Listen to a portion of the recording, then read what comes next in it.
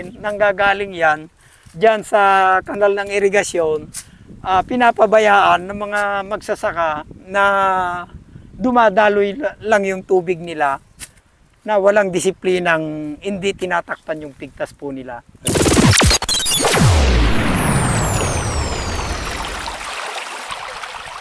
Pebrero 25, alas 3:20 ng hapon. At nandito po tayo sa Barangay Naglabrahan, boundary ng Sinulatan. Dito po sa tinatawag na Pertil. Ayun. Ayan, at nakita po natin yung tubig na umaagos sa ilog. Galing po yan sa mga natatapon na tubig sa mga bukirin. Ayan. Lakas po ng agos at nakakahinayang dahil po sa meron pa pong hindi nakapagtatanim.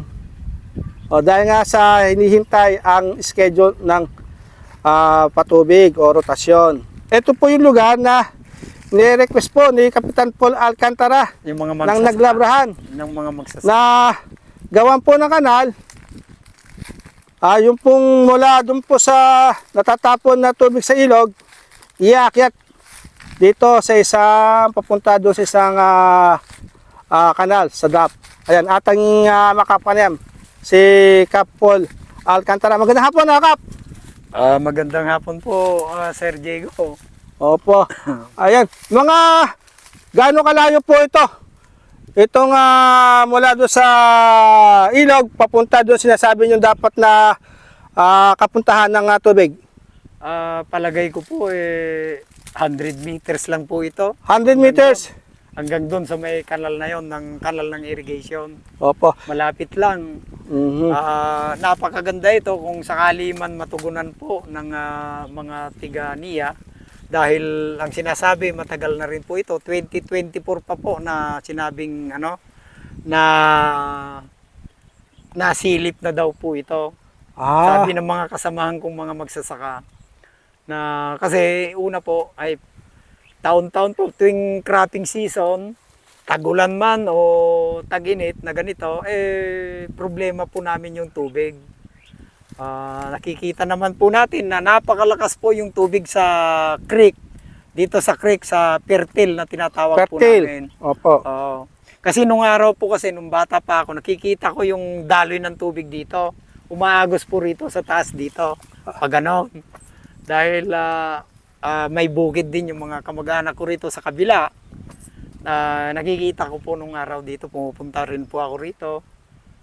Kaya alam ko rin po na magagawaan po nila ng paraan po ito para hindi na mamroblema yung humigit kumulang po 100 magsasaka patungo po sa pababa ng Bonol, Naglabrahan, Bonol, Sinulatan. Yan. So mga ilang tara po ang masiservisyan po kung sakasakali? Ay palagay ko po napakahaba niyan, mahigit 100 po siguro to hanggang dito. 100 hektarya. Mahigit So yan. tutulong doon sa nakalatag ng kanal dyan. Diyan po sa nanggagaling sa napakahabang napakahabang kanal. Pagmula sa dulo ng nito, mayroon pang babagtas sa kalsada ng Sinulatan ay 6.5 po hanggang, pero kung bumagtas pa doon, mahigit ng 7 kilometers po yan. 7 kilometers. Oo, ang layo.